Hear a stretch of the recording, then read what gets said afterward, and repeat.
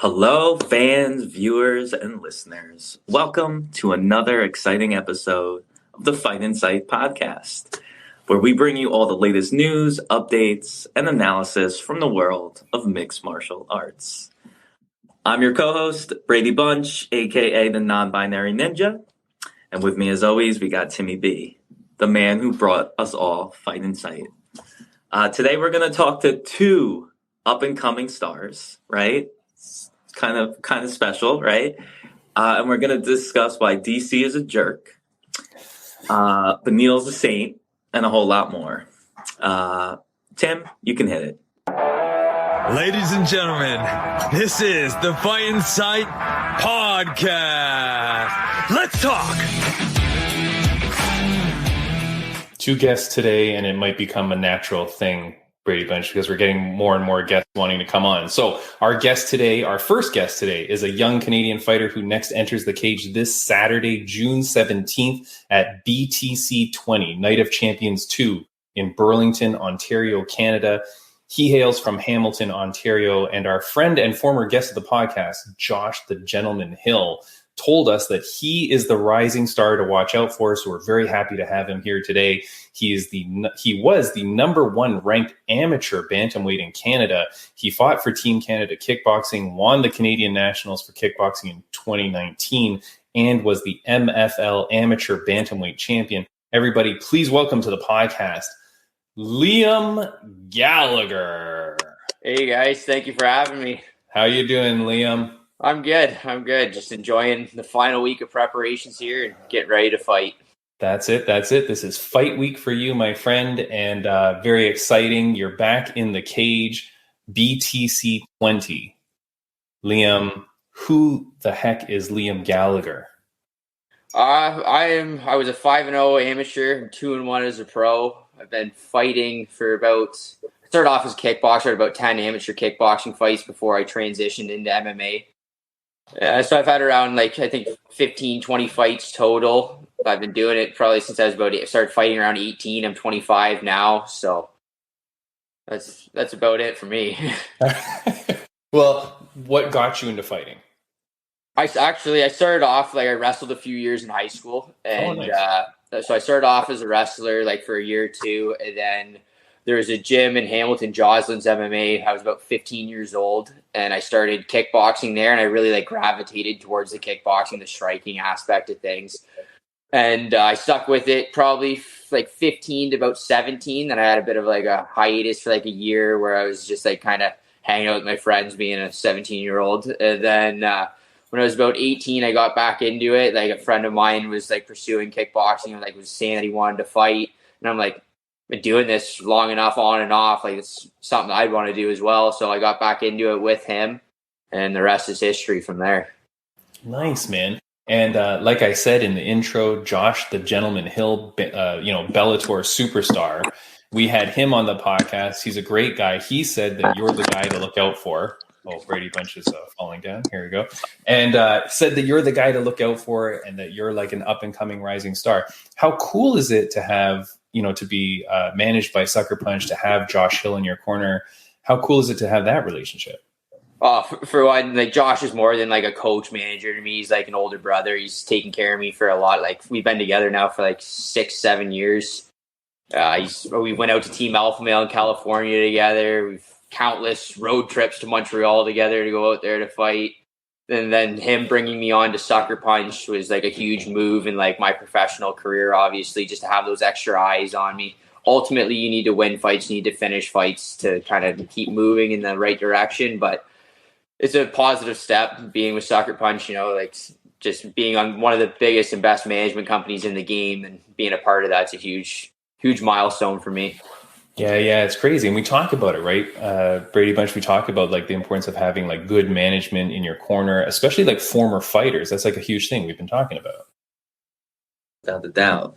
I think it might be more important than coaches sometimes to get you these opportunities and open doors. Yeah. What has been, I guess my question as someone what do you think the biggest benefit has been to have Sucker Punch behind you? How did things change once that happened?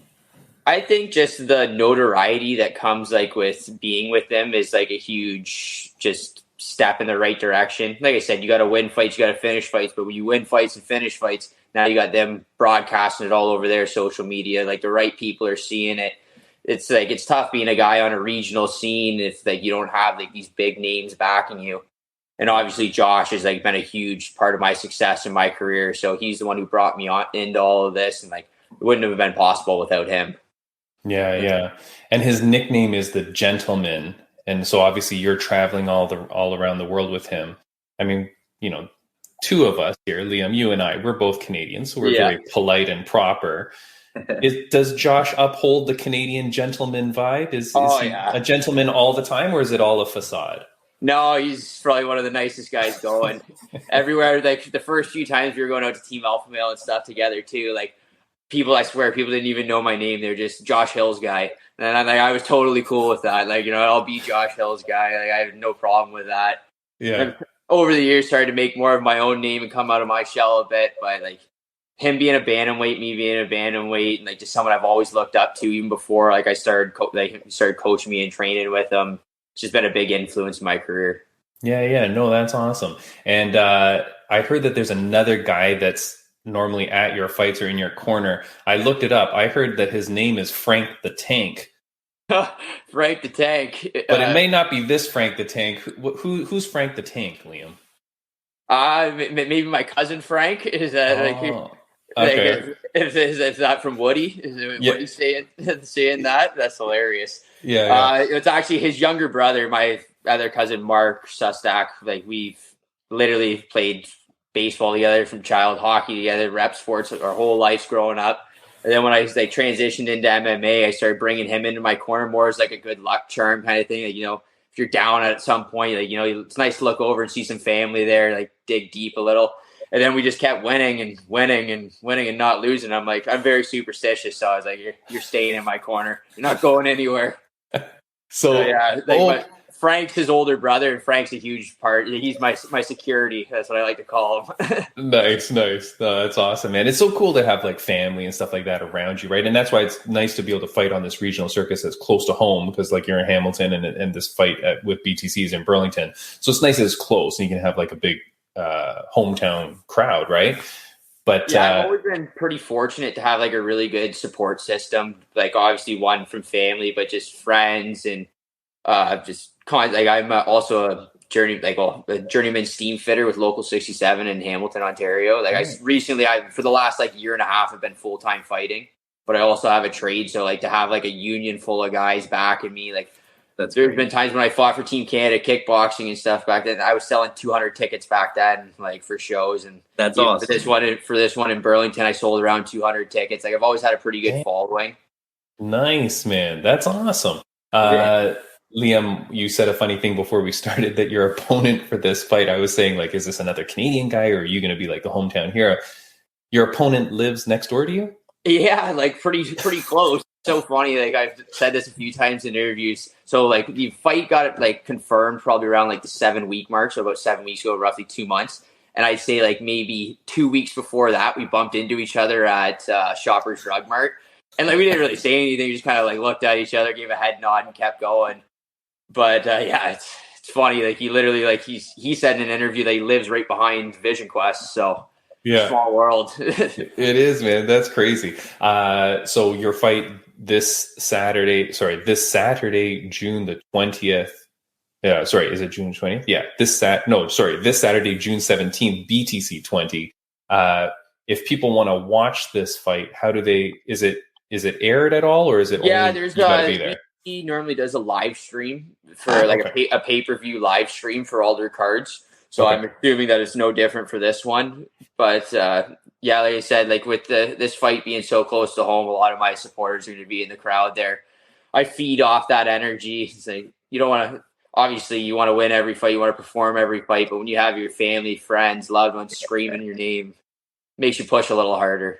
That's awesome, man. No, so excited for this fight. It's going to be awesome. I will do my best to catch it as long as there's a live stream for sure. I will watch it. Liam, I did want to talk to you about a few things that were in the news because you're Canadian And because, again, like I said, we are the most polite people on earth, Brady Bunch, present company may be excluded. You're a very nice person as well. I wanted to talk about a few things that happened in the news. Jim Miller fought a couple of weeks ago, has fought, 180 times in the UFC. Yeah. And they were talking about how maybe he's going to go into the Hall of Fame, right? With all his accomplishments. Here, I'll put it on the screen very quickly. I mean, we can't read them all out, but most wins in UFC, most bouts in UFC, most bouts in the lightweight division, most finishes in the lightweight division, blah, blah, blah, right? Like tons and tons of accolades all over the place for this dude. And then Daniel Cormier comes out and he goes, I don't feel like time served immediately puts you in the Hall of Fame. He's got more wins than anyone else. I love him. And this makes it hard for me, but I just don't feel like time served puts you in the Hall of Fame. I don't know about that one, DC. Yeah, right. I don't agree with that. First of all, I watched that Jim Miller fight and like couldn't been any more perfect. Starched him in like 20 seconds or 15 seconds, and that's one of his fastest finishes. And they're saying he's got the most wins. He's got all these accolades, and he just added another one to his own personal resume of his fastest finish. Like, the guy's a legend in my eyes. It's crazy, right? Like, Brady Bunch, you're on the same wavelength? Completely. DC's being a hater. It's like, why? You would think DC's won enough himself, right? Like, from... yeah, but that's the thing I was thinking. Like, it's like, the saying is, if you don't have anything nice to say, don't say anything at all. Yeah. And I don't know why you would go off and disparage someone else getting into the Hall of Fame. Like, how does this negatively impact you at all? Who cares? They could induct everyone for all anybody cares. Like, just give him the honor. Why would you ever speak out and say something negative to like push someone down? And also, like, just considering like combat sports or just training in martial arts in general, like, anyone that I meet that's been training, like even just training at a gym for 10 years, I'm like, props to you for like keeping that up and like making it your lifestyle. The fact that this guy is still making easy work of people, right? Like, come on. I think he definitely deserves a spot. It's ridiculous. Yeah. What do you think, Liam? Like, guarantee Jim Miller gets in? I'd say so. As far as, like, in my opinion, he's like an OG's pushing 40 years old and still taking out top prospects like with ease. Like, that says something in itself that the guy's still there. He can still hang with the best. And like, I know he was saying UFC like 300 was kind of going to be his thing, and then he was looking, but like I even read somewhere that he's like he wants to go past that now. Like, and why wouldn't you? You keep having the success, keep breaking records, setting your own personal records. Like, why not? Don't fall off. Yeah, and we've talked about it before on the podcast. I think Brady Bunch, when you were here, we talked about it. But like, I find it weird when people that work for the UFC, like as DC does, right, as a commentator and whatever, when he goes off into his own personal podcast, where I think is where he said that statement, I still feel like you shouldn't be able to talk shit about like company people. Like, him doing it on his own podcast, people are going to go, oh, well, that's his own time. He's allowed to do his own thing. But we all know that the dude is a UFC guy. Like, he's a UFC corporate man.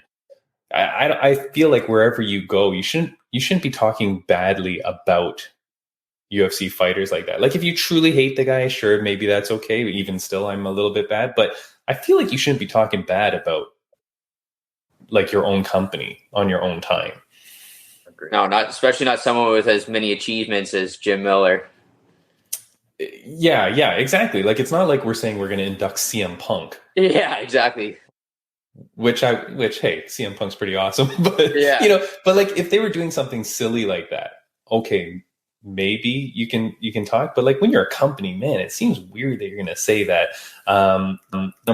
Of all the promotions that are out there, with all the stuff going on with like all the different promotions, PFL and all their stuff they're doing with Jake Paul, with ONE FC being huge, and then you've got UFC obviously, but they're doing the power slap stuff or some weird stuff themselves. For you as a young man going into this sport, if you had to pick, do you have a favorite that you want to end up at?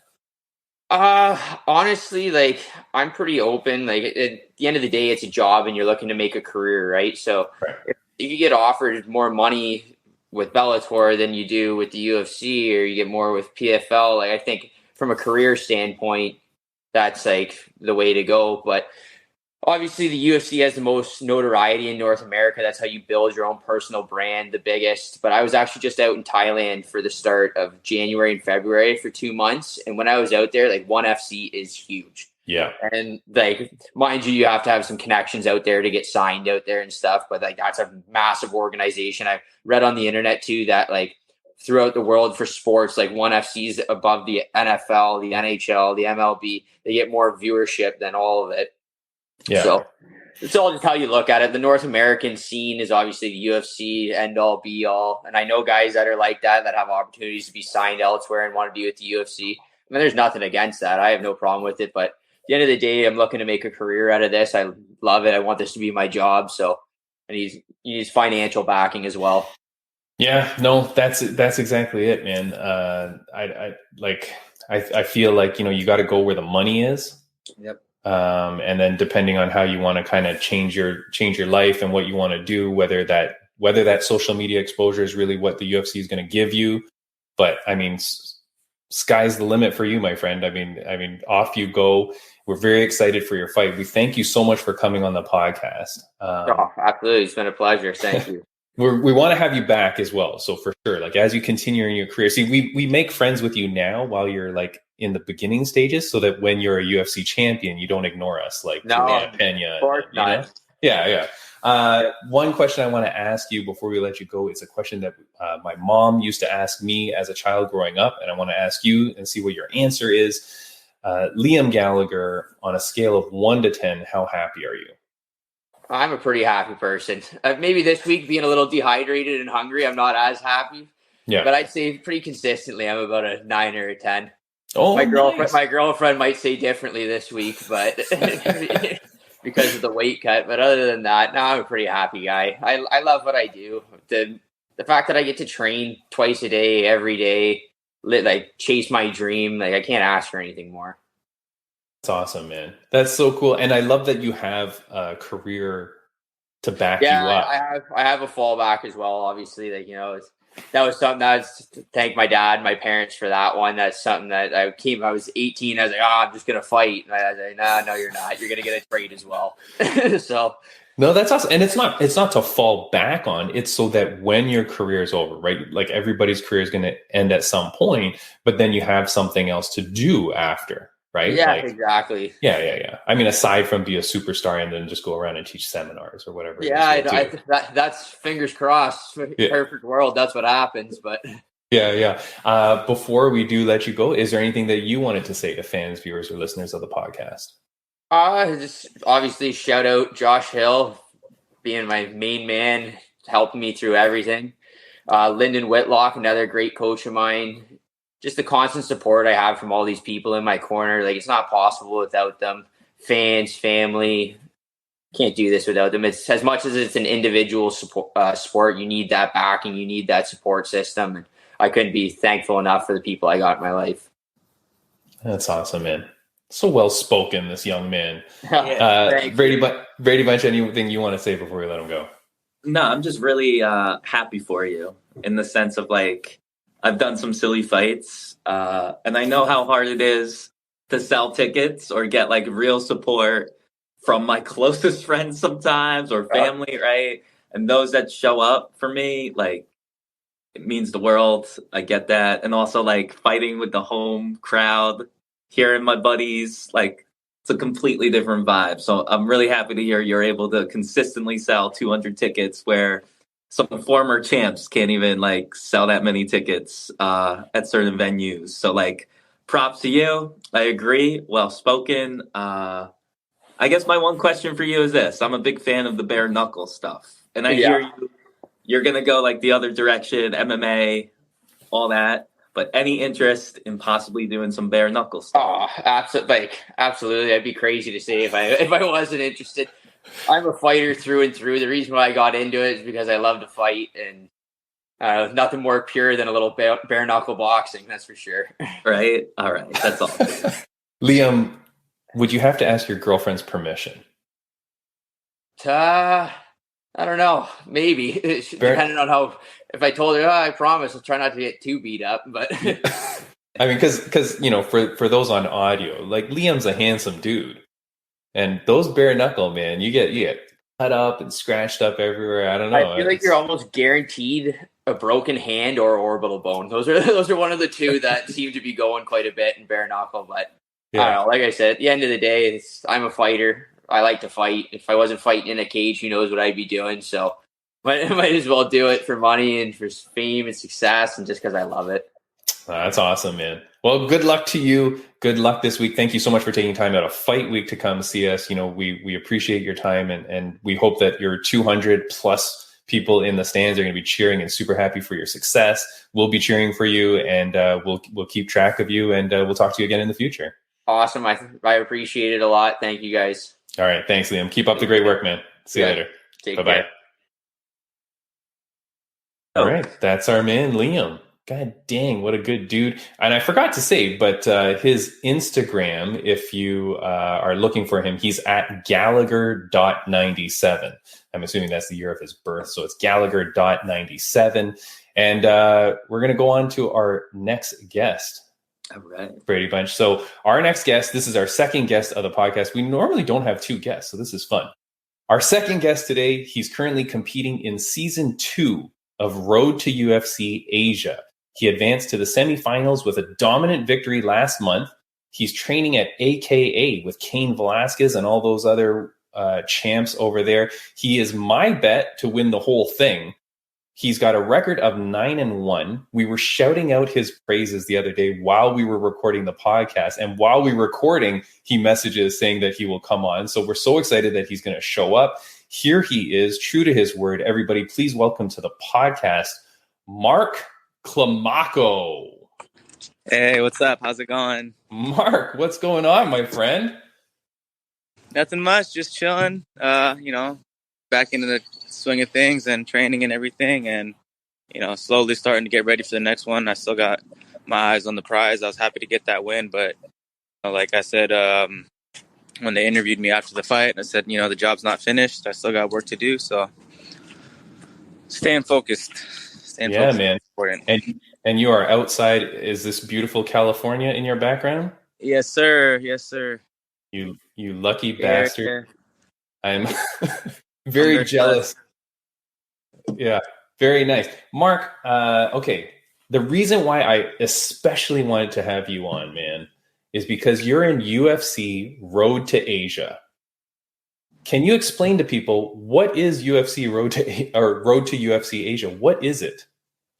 So it's pretty much a tournament format competition that the UFC put together to try to expand on their Asian market. And so they're doing essentially a form of, it's similar to like a Contender Series type deal or the Ultimate Fighter type deal. It's a different format. It's a 3-fight it's an 8-man tournament, so 3 fights over the span. I think should be finished by this year. Mm-hmm. And they just pretty much look for prospects out of Asia at flyweight, at bantamweight, featherweight, and lightweight. Yeah. And I wasn't born in the Philippines. I'm representing the Philippines. Both of my parents, my heritage comes from there, and I proudly represent that. But luckily, I think I'm the only one that was in the tournament that's actually born in the U.S. So I'm happy I'm still able to get in, and my heritage was enough for me to get in, get the opportunity to fight there and get my name exposed to the Asian market. I think that'll be very big for my career. With my background and everything, I think that'll be a great place to, get some good fans and good exposure. So happy to be a part of it. Yeah, man. Like okay. That was my next question. Did you lie on your resume to get in? No. I mean, you could tell. I didn't tell them that. I didn't lie or say that I was born in the Philippines, but I guess they felt the same, that, my heritage is enough. I am, and I mean, even though I was born in the U.S., I'm happy that I was still able to get on. I think I'm happy that they still considered me a candidate for being on that Road to UFC Asia. Yeah, like this is a massive opportunity for you, man. And I am so happy for you. Thank you. I did want to ask, are you, and I don't want to get you in trouble, but are you also competing in Road to One? Because there's this Climaco So that's in my Road. that's my older brother. I thought you were shaving your head, running over to Road to One, kicking ass over there. Your Yeah, brother, this is crazy. You're in Road to UFC Asia, and your yeah. brother at the same time is in Road to One, and you've both won your first fights. So he won his first fight actually back in March. Yeah. So he had his first fight back in March. Also, his same thing, same format. It's a 8-man tournament, 3 fights over the span of a year. He won his first fight back in March. I won my first fight in May, end of May, a couple weeks ago, and then last weekend was his semifinal for his tournament, and he won. So he's on to the finals, and now I got my semis coming up in August, and then 2 weeks after that, his finals will be in September. So it's really crazy the way it lined up for both of us. I've always been focused on MMA, and he started out with MMA with me, and now over time he kind of just started focusing on primarily on the Muay Thai, and it's crazy that we're both on the same trajectory to get to where we want to go, where we want to be at the highest level, competing for our sports, for our different sports. Mark, it's freaking insane. It's got to be like history in the making with two guys, brothers, going off to the peak of their sport. Sorry, Brady Bunch. Yeah, I'm just wondering, is there any playful or not playful, like, sibling rivalry that goes on between you two, or like, what are your parents' opinions about it all? Like, our parents, thankfully, both of our parents are very supportive of our career choice, and they really back us in everything that we do. So thankfully, we got a good support system, and obviously, we have our rivalry in the gym, but other than that, it's all love. We both want each other we both are just pushing each other to be the best that we can be. We've always been able to rub off on each other and pick things up from each other and really elevate our games together. And obviously we do get to train in the gym a little bit, and that's awesome. Yeah, I take it sometimes. It's crazy. I definitely will say you both have good style. Like Mark, I don't know, it to me it's important as a young up and coming fighter. You got to have like a good look. You got to have good style because marketability is such a big thing too. Yeah. So out you come, like you look like kind of like Shang Tsung looking, kind of badass, right? I want to ask, the tattoo on your shoulder, I can't figure out what that is. It's like writing across the side. What is that? So it's a Filipino writing. So it's called Babayan. It's a Filipino type of script. And it pretty much just means one love. Awesome. Nice. Very cool, man. That's awesome. Yeah. So that's why you can't really see what it is, because it is a Filipino script. That's awesome, man. Very cool. And so between you and your brother, is there any, because he's got the cool shaved head, but you've got the cool flowing long locks. Is there any battle between the brothers with this hairstyle? What's going on? People always say, yeah, one's got long hair, one's got shaved head.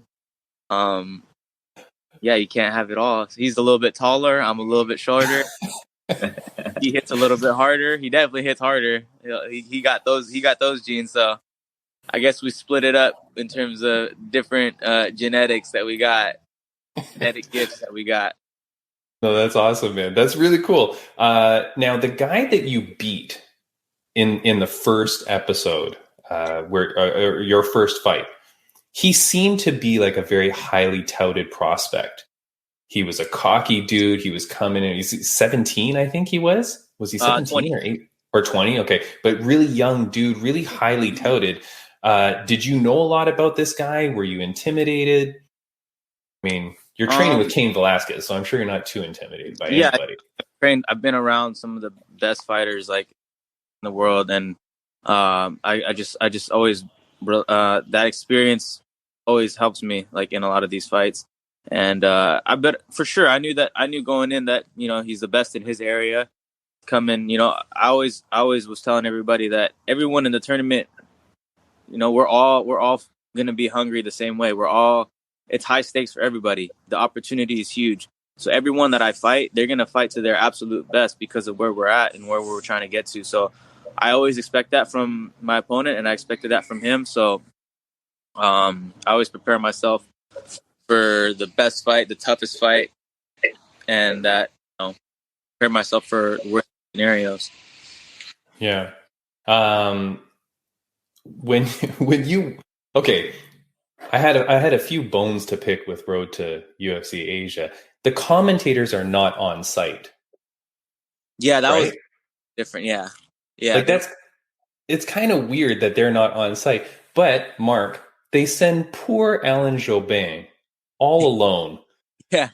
Like they send this one guy out there. I don't know why he couldn't bring a friend and just commentate. Was he very happy to see another English person speaking in you, Mark? Well, luckily, a lot of the UFC staff overall was there. So like they had like people from PI that came, and all the staff, even for us, us being English speakers in China, it was good for us too. Just to know that like, all right, we're here with the staff. Like the staff here speaks English. Even the staff that the Chinese staff that they have, they also spoke English. So I'm sure Alan also, he felt comfortable too because we had like the head of PT, Heather Linden, was there. So like, okay, it was cool. It was a cool experience because it really did feel like, although it's not exactly the UFC, it felt like pretty much a UFC event with all the staff being there and all the accommodations that we got all week. It was really, really good experience. Nice, man. And I did want to ask about that because and I don't want to get you in trouble. Just blink twice if you're lying. But okay, I already asked you if you cheated to get in because you're living in America, man. But so when they allow you to come in, were they like, God damn, we got to fly this dude across the whole world? Like we thought everyone was going to be like taking a train to this event, and here you are. So you're a young guy, right? Making your debut with UFC or trying to get into the UFC. How many people did they like allow you to fly over? Like, how does that work financially for you? Because that's not cheap. Yeah. So they took care of me and my cornerman. Nice. Yeah. All right, cool. And then for you get the flight and for our stay. So nice. Damn, that's good. Okay, that's really cool, man. I'm happy for you because I was worried that they're like, no, for the opportunity, you pay your own way. And I'd be like, no. Luckily, Luckily, the accommodations that they provided were very good, and I wouldn't say I really spent too much money out there. Pretty much, yeah. I made money, so it was good. Yeah. left on a positive, no negative, right? That's always good. Yeah. No, nice. I got a fan question that I had to ask. This is from It's Buddha Chris Trick. And the question is, and I'll read it in how I think he wants me to read it. Do you know how to kaboob smash?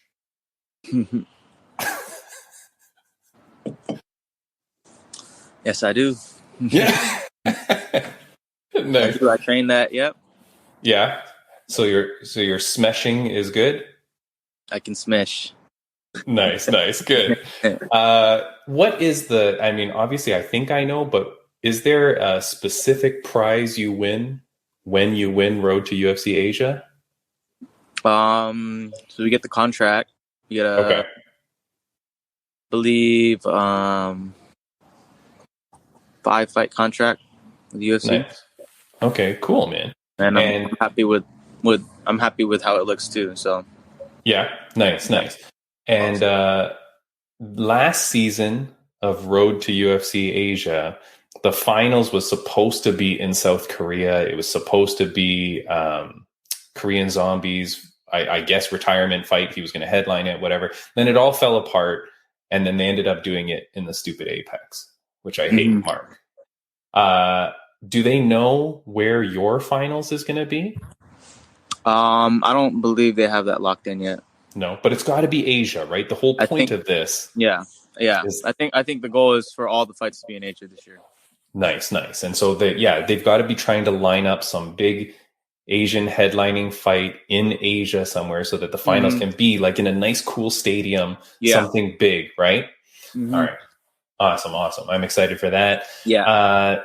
If the finals for the Road to Asia, I keep saying Road to Asia. If the finals for Road to UFC Asia and the finals for Road to One is on at the exact same day and time, where do your parents go?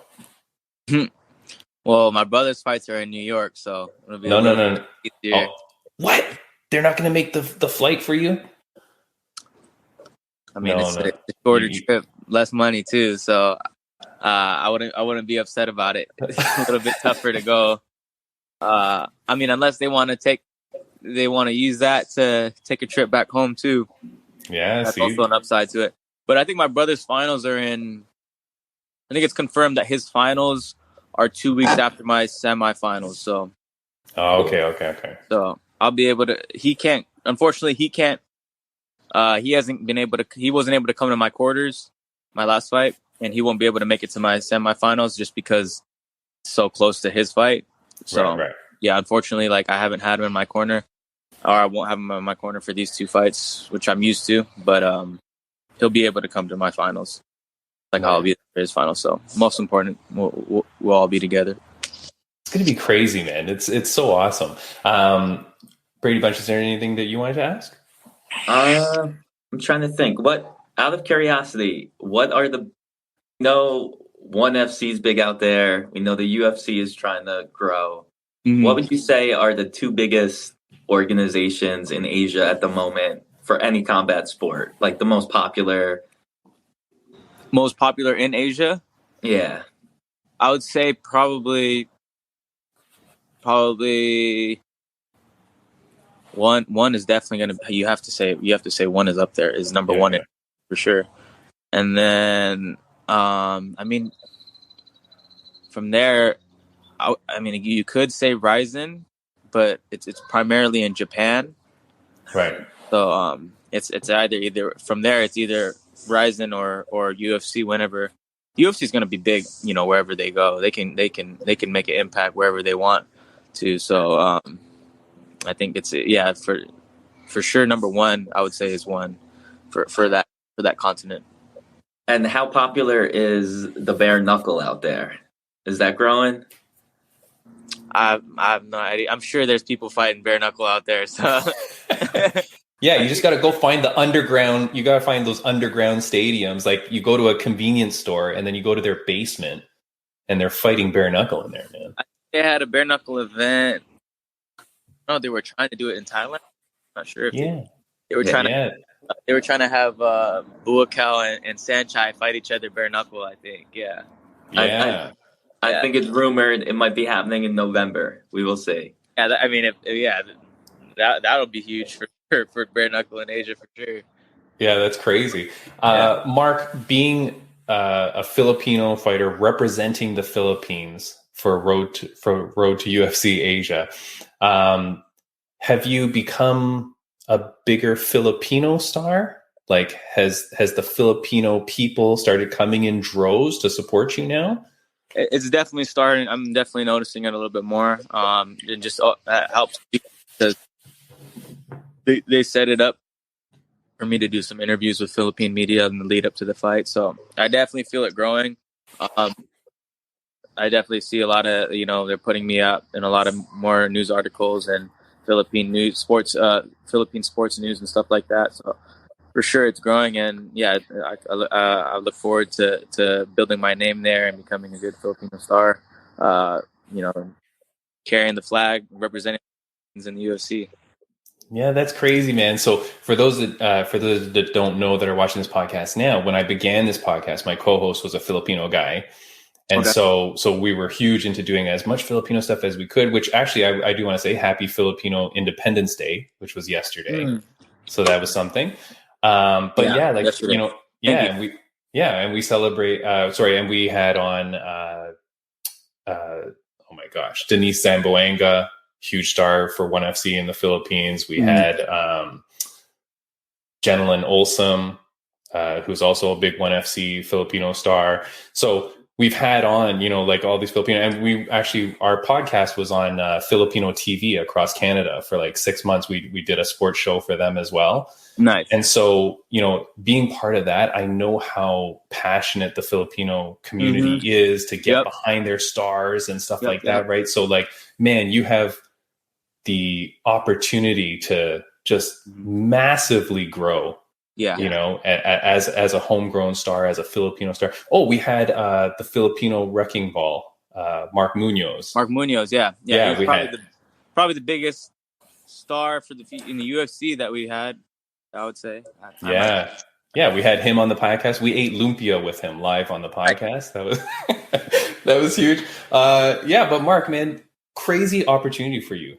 This future and where you're headed, like to be a part of this, I feel is amazing. Again, I think Alan Jobin is really happy that you're there because when he interviews you, he doesn't have to go through like 10 minutes of translation. Like that was really awkward. Funny is they did his questions, but they didn't translate my answers. Mark, you know why? Because that poor translator. I mean, it was so confusing for them when they would have to like translate 3 times. Yeah, there was like so many different languages being spoke. Like even throughout fight week when we're out they're getting the fighters all together for the weigh-ins and stuff, and they're speaking English, and then they're speaking Chinese, and then there's Koreans in the room that don't speak anything. There's Indonesians that don't speak anything, Indians, and it was crazy because there's just in one room that like even when we're cutting weight in the sauna, and there's like same thing. Me and my boy are talking to each other. It's like we don't have to worry. Nobody understands each other here. They could be talking about us, and we could be talking about them. No one's gonna know. Like, yeah, you're just talking about your whole strategy in the locker room. Doesn't matter. No one knows. No. But Mark, congratulations, man. I do have one question I want to ask you before we let you go. It's a question that my mom used to ask me growing up all the time, and so I want to ask it to you. On a scale of 1 to 10, how happy are you? Wow, that's a really good question.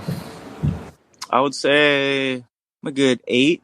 Okay. I'd say I'm pretty happy, but I know that there's more things ahead of me in life that will make me even happier. And I think that's a good place to stay at, just because you don't want to always be at 10. You want to be able to be at 8, come back to 7. And obviously there's times where you will come down to lower on that scale. So I'd say like right now I'm at a good 8. I wouldn't say I'm at all the way up, and I'll probably never be at a 10 all the time.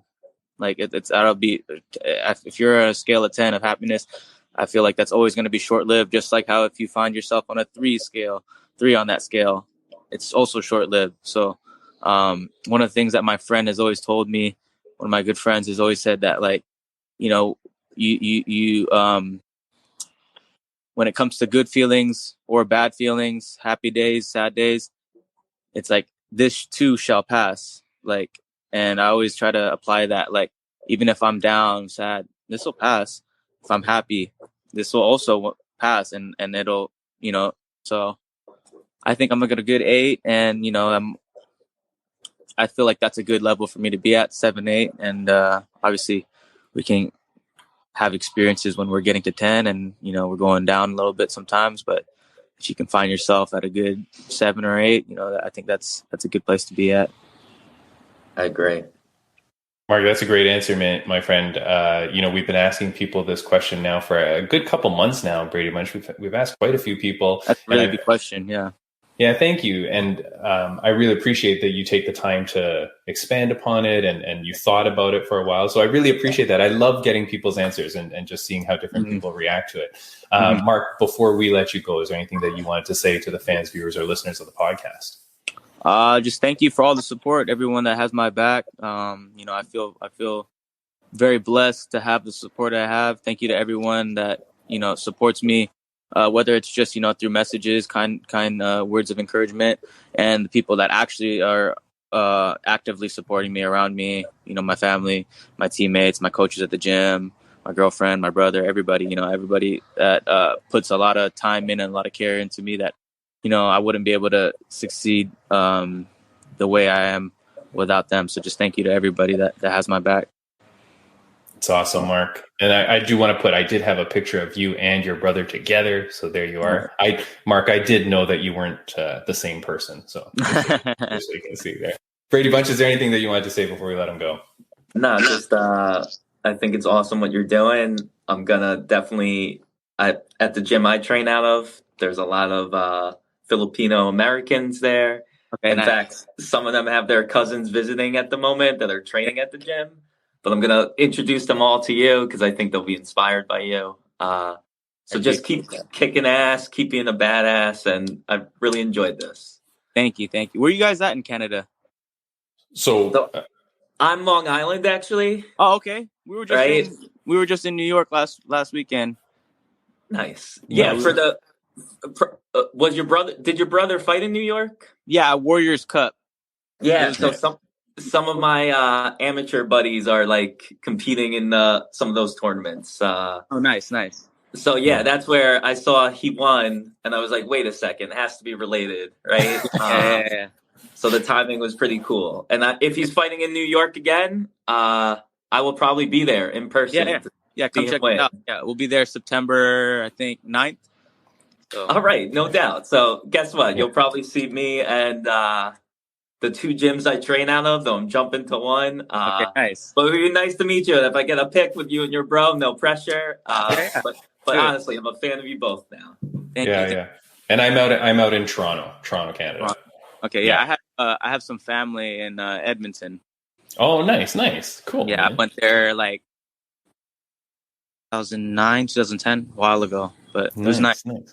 Well, we appreciate your patronage, Mark. Thank you very much for coming. Mark, it was an absolute pleasure to meet you, man. I'm so happy. Dude, it was so crazy that day we were filming the podcast, and I was like, fuck, I really want this guy Mark on the podcast. And then my thing, ding, and that was you saying you're going to come on. Right, you guys were filming, huh? It was perfect. So I was so happy, Mark. I really appreciate you coming on, man. I do hope we get to speak to your brother one day as well. So I'll reach out to him. Tell him that we're cool people, that we're okay to come on. Yeah. And Mark, all the best to you, man. Forever, we will be fans of yours. We will spread the word about how great you're doing, and we will follow your career. We'll talk about your fights all the time, and hopefully one day we'll get you back on the podcast again, my friend. Yeah, let's do it for sure. Thank you, guys. Right. Thanks, Mark. All the best, my friend. Take care. Appreciate it. All right, bye-bye. What a freaking cool dude, man! I knew it. I knew this guy was the best. I'm telling you, this is my new future prospect for the UFC. This dude's gonna win this freaking tournament.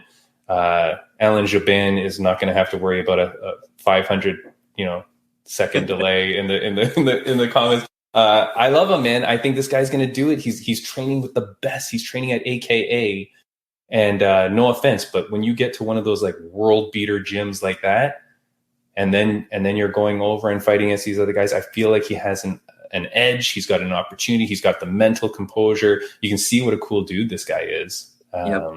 Yeah, no, this dude's got it, man. Living in California, son of a gun, so beautiful there. It's in his genes too. All right. Yeah, there you go. Yeah, no, great dude, man.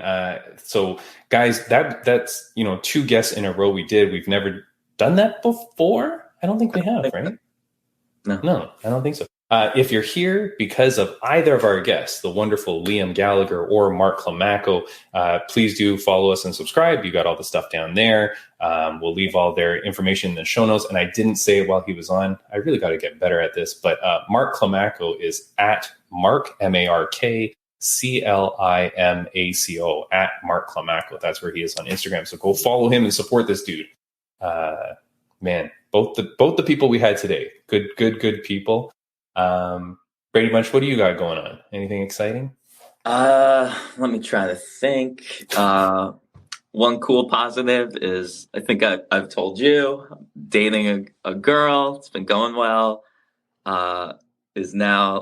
She literally was writing to me, telling me about the hundreds of dollars of Muay Thai gear she's buying. Oh, nice. Good. Yeah. So what's really nice is I now have someone in my life that is reminding me of all my weaknesses in kickboxing and boxing. But I've really been enjoying it. So there's some positive to that. Yeah. I know that I'm a little embarrassed. Rough and Rowdy, I think, officially posted the fight video yesterday Oh, is it there? Okay. on YouTube. Yeah. There's some hateful comments, whatever. I'm completely embarrassed in myself, yet I'm more motivated than ever because a big factor of that, just looking at that video, I put on too much size, too much weight. Clearly it turned into like us just being a brawl. Neither of us like really using the skills we got. But I'm walking around, naturally waking up each morning at the weight that I was dying to cut to the week of my fight. So I'm back where I was supposed to be. Right. I'm a little upset at Celebrity Boxing for making it where I had to go up in weight for my last fight. But no, I'm back to the 6 days a week. As you know, I may have some bare knuckle related news coming up. Mm-hmm. I'm still in talks to maybe have a kickboxing match in August. Nice. And I'm also going to plug one of my coaches is fighting. Two of my coaches are fighting next weekend in Westchester. So I'll probably be talking about that on the next podcast. But I'm going to be filming some content. Nice. There you go. Yeah. But otherwise, I'm good. How have you been, Tim? I'm good. No, and so I do want to say it is so nice when, like you're saying, like with your girlfriend, you're able to train together. Mark has his brother to train with, right? You heard Liam say that Josh Gentleman Hill is like a brother to him. It's so important when you have those good connections and you're able to train. I remember when I started training, I had this one guy that I trained with all the time. His name was Seon. And we, were at every class together. We were always partners, right? Like we trained hard together. We grew into the sport together. You know what I mean? Passed our tests for Muay Thai together. It makes a million miles of a difference when you can have someone that's there with you, supporting you. Doesn't have to be as good as you, doesn't have to be way worse than you, better. It doesn't matter. It's just that the mental aspect of having a friend there in your training is huge. Because I go to my gym now and I see some guys that, like, when they're like, all right, everybody partner up, and then you see some guys just go, like no frigging clue, like they don't know anybody, they don't have a regular partner. It's so different, and I'm like, oh, that experience must be so different than the one that I had. Yes. When, like, all the time, like that's your partner. And I remember, and then sometimes he wouldn't be there and I'd have a different partner. But the minute that guy was there, I remember there was this other kid, Laren, and if my partner was there, he would go, oh, okay, Tim, I can't be your partner today, right? Because you're going with Sam. I'm like, yeah, that's my partner, man. Like, so, but for me, life is pretty good. I don't know. Yeah, it's okay. I got a new kitten. So for those that might look on our Instagram, every now and then I may post my new kitten, Evie. So she's keeping me up. And I think life is good. I'm a little bit injured right now from training or old age. I don't know what the hell it is. Like Jim Miller, fucking, what is he, 40? Yeah, or maybe even 41. He's older, right?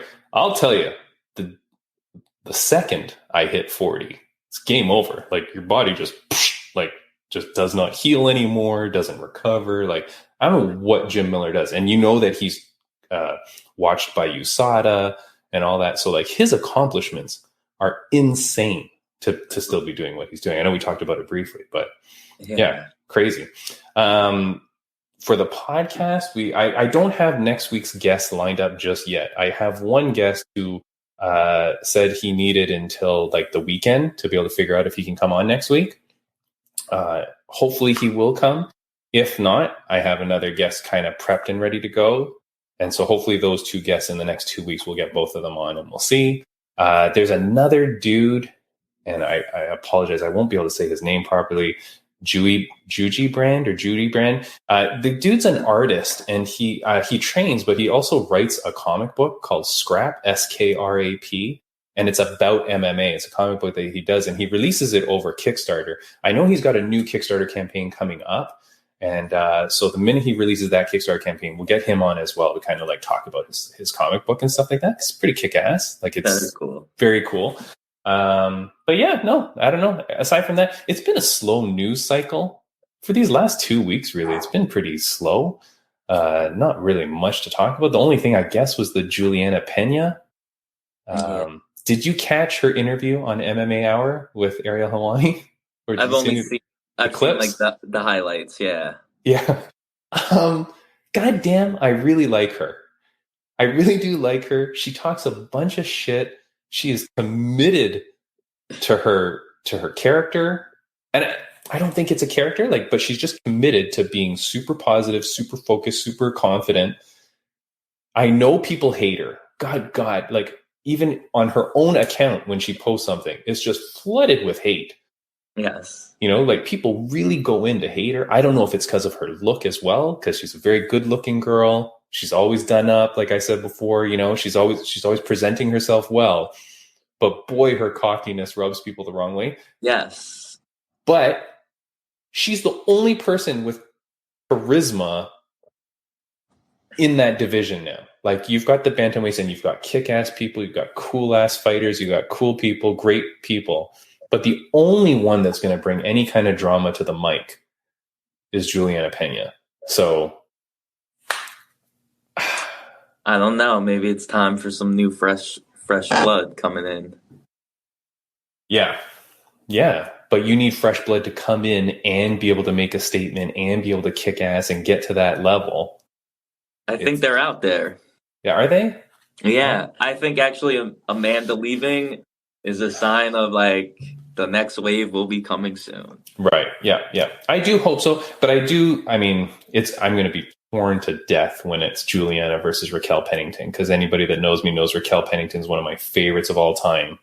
Yeah. She was the first female fighter to ever be on our podcast. Love her to bits. But geez Louise, Juliana versus Raquel, that's a tough fight to pick. That's a tough fight. And I feel like they're very evenly matched. I feel like that's a really good fight. Yeah.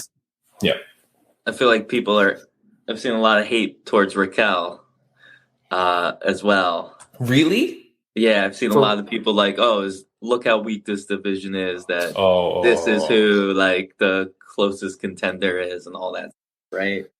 That said, Raquel would murder every one of those commenters. Yes, without a doubt. Raquel is tough as shit. Yes. You know what? Actually, that's what one of them actually said, though. I remember they're like, no offense to her, she's as tough as they come, but they tried claiming she wasn't skilled enough. Yeah, it's it's because she's a brawler, right? It's because if you were to classify her, she's not a Muay Thai expert, she's not a wrestler, she's not a kickboxer. She's just a freaking brawler, and she just fights with grit and determination, and she's strong as shit. But that's very similar to Juliana, right? It's like a Misha Tate. You're just a good fighter all around, but you're not a specialist. And so I think people downplay how good they are, or how impactful they can be. That's true. But yeah. What do you think is going to happen to the other weight class? I mean, I know our good friend Chelsea Chandler has been promoting that, after her fight, they want to take on the win. But in her fight, she's saying that the winner of her fight then fights Jermaine Durandamy for the title. Is she still around? As I'm saying it out of my head, I'm like, wait, I thought she retired. Who knows? Wait, but maybe they're going to bring her back just to make it happen. Whatever. I don't know. I think Chelsea Chandler can make bantamweight, right? Yeah. If she can make bantamweight, I think she needs to go to bantamweight. The featherweight division will not last. I really don't think so. That's tough for that division to last. See, but you know what? Maybe they could bring Cyborg back. Cyborg is busy boxing. She's busy doing whatever the hell she's going to do. But even still, you bring Cyborg back. I mean, she's getting up there in age too. So she so she fights a couple fights. And what would she do? And then if you beat her, that's even worse. Kayla Harrison. I don't know. Okay. Kayla Harrison's never coming, first of all. Yeah, I don't know. I don't know what's going to happen with that. Very excited. We were, friends of the podcast update. Let me just do that before we get out of here. Friends of the podcast update. What do I have? Rageworks Podcast Network. Thank you to Rageworks Podcast Network, rageworksnetwork.com. Tanya Najar fights June 17th. We know that Liam Gallagher fights June 17th. Tai Shea, one of my very favorite guests of the podcast, friend and former co-host Tai Shea, she fights June 18th. And then I do want to congratulate Eric Anders, who fought last weekend, did not get the win, but did get fight of the night and kicked ass that whole fight. That was an awesome fight, and so I'm glad that he got fight of the night. Yeah, he gets money for that, right?